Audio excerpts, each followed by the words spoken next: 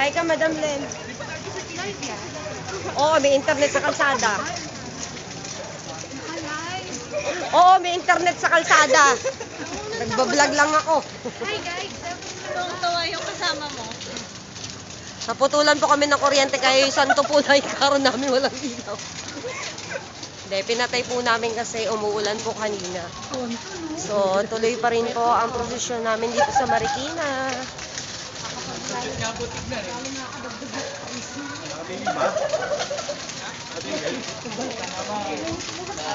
Yan po sa dulo. Baka abot ko.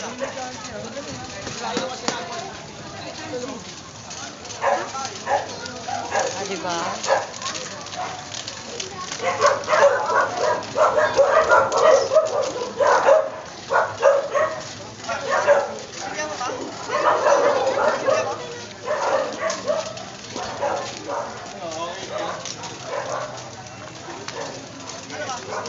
Ingat guys.